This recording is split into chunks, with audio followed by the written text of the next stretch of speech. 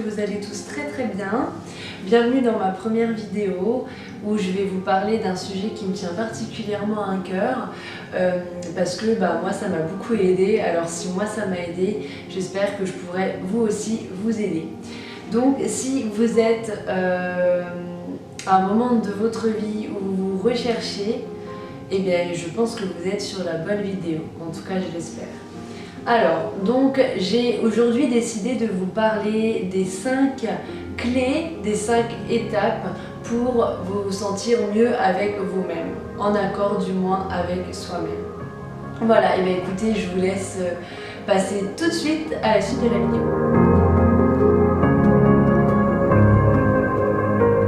J'ai envie de vous dire que il est super important de savoir se remettre en question. Je suis désolée, j'ai mon petit iPad pour être sûre de ne pas oublier de vous parler de quelque chose, donc c'est normal si je baisse la tête, mais je vais éviter de le faire au maximum. Alors, donc, comme je vous le disais, je pense qu'il est vraiment très important de savoir se remettre en question et être capable de se rendre compte que nous aussi on fait des erreurs, c'est pas toujours la faute des autres. C'est vrai qu'on a tendance à en vouloir aux autres, à se dire que c'est leur faute ou que si c'est passé ça, c'est parce que l'autre a fait ça, alors que non. Moi je pense qu'on a tous nos responsabilités et c'est important de les prendre déjà d'une part, et puis de savoir que nous aussi, peut-être qu'à un moment donné, on a mal agi. Donc c'est vraiment important de se remettre en question et de se rendre compte des choses que nous, on a pu faire dans le passé ou même encore actuellement qui ne sont pas forcément bonnes pour les autres et pour nous.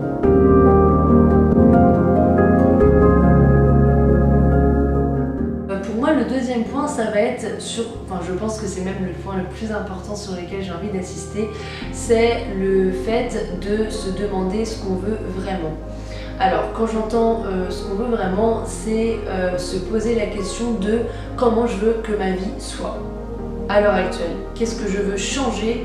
Qu'est-ce qui ne me convient plus? Et qu'est-ce que je vais être capable de mettre en place pour que réellement ma vie change? Donc, pour cette étape-là, c'est important de se poser les bonnes questions déjà sur un peu tout ça. Alors après, ça peut être sentimentalement, est-ce que ça va, est-ce que ça va pas, est-ce que c'est vraiment la personne qu'il me faut, est-ce que finalement on perd pas notre temps.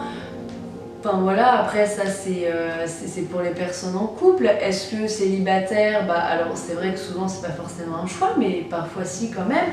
Donc est-ce que vous êtes en accord avec ça? Est-ce que y a des choses que vous pouvez mettre en place? Est-ce que ça vous convient d'être tout seul? Et puis professionnellement parlant, bien sûr aussi, est-ce que vous vous sentez bien dans votre travail? Est-ce que vous êtes content d'aller travailler tous les jours, de faire ce métier? Ou est-ce que c'est par nécessité parce que comme tout le monde, on a notre loyer à payer et les factures à la fin du mois qui font que vous êtes obligé d'y aller? Voilà, c'est un peu tout ça en fait, tous les points qui sont importants et qui gèrent un peu notre vie quotidienne. Demandez-vous si vraiment vous êtes heureux avec tout ça.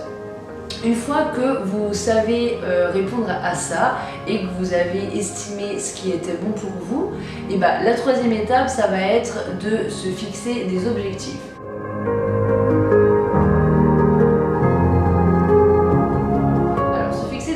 C'est-à-dire que en fonction de ce que vous voulez mettre en place dans votre nouvelle vie, est-ce que vous êtes capable d'y aller avec un certain but? Donc, alors ça peut être à différentes échelles. Est-ce que c'est un grand projet? Donc est-ce que ça va être possible de faire par exemple tel objectif, telle semaine ou tel mois? Après vraiment tout dépend du domaine. Par exemple, moi personnellement, je me suis rendu compte de ça par rapport au voyage. Donc moi j'avais vraiment envie de changer ma vie par rapport à ça. C'est une grande passion depuis toute petite et j'ai envie de voyager et d'arrêter de m'en empêcher. Du coup j'ai décidé de changer ma vie par rapport à ça et donc de me donner les moyens de voyager autant que je le peux. Donc moi ça va passer par des économies, faire moins telle chose, limiter des sorties quand je le peux. Après je suis pas en train de dire que le but c'est de vivre, pas du tout. Par contre, c'est vraiment, encore une fois, de savoir ce qu'on veut et de se donner les moyens de y arriver. Donc, c'est ça que je veux vous dire aujourd'hui.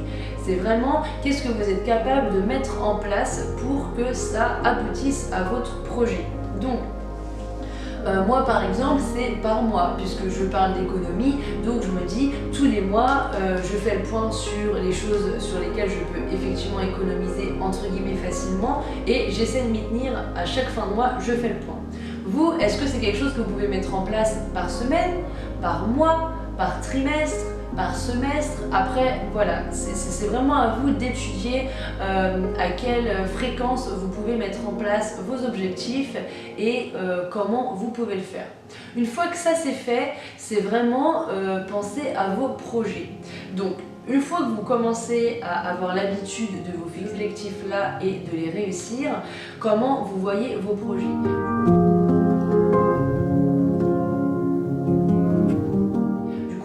Concrétiser de plus en plus, il faut les préparer, il faut les appréhender pour que le jour J, tout soit, du moins tout se passe bien comme vous le souhaitiez. Parce que après, c'est pas évident non plus, c'est-à-dire que vous allez vous rendre compte, et certainement les gens aussi vont se rendre compte autour de vous, que vous êtes en train de changer. Parce que peut-être que vous laisserez moins faire, peut-être que vous entreprendrez plus de choses, ça a été le cas pour moi par exemple. Est-ce que vous allez peut-être faire moins de choses pour les autres, mais plus pour vous? Parce que c'est le but aussi de cette vidéo, c'est vraiment faire les choses pour soi, être en accord avec soi-même et surtout s'épanouir dans ce que vous faites beaucoup plus pour enfin vous sentir bien et vivre pleinement votre vie. Et le dernier point que j'ai envie de vous expliquer, c'est celui qui va tout changer.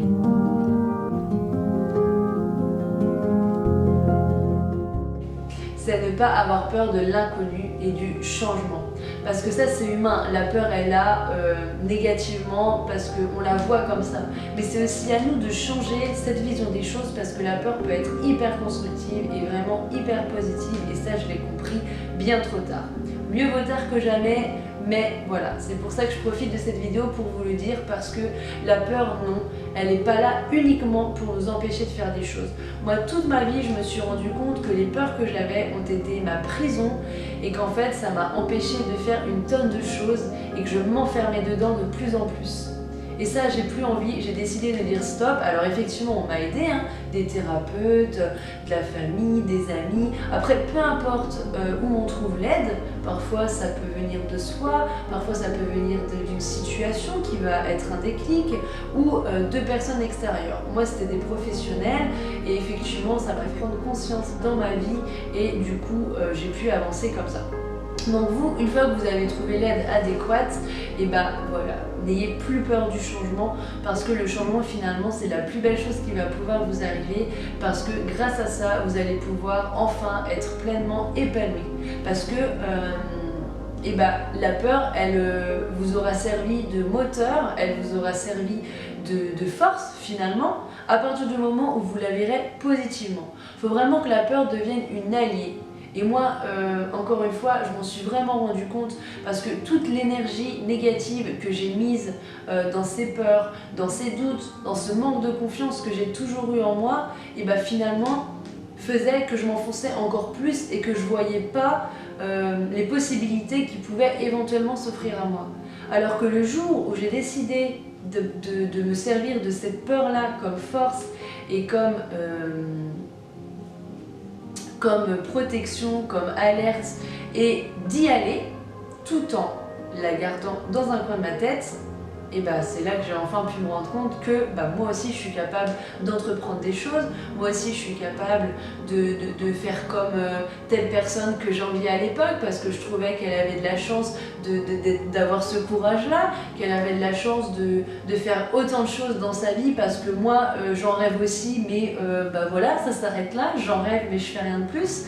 Et donc non, finalement on est tous capables, je suis pas plus bête qu'une autre ou qu'un autre, vous non plus, on est tous pareils et il suffit juste de s'en rendre compte et de se donner les moyens vraiment parce qu'on est tous capables avec la motivation de faire des choses extraordinaires et ça il faut vraiment en prendre conscience.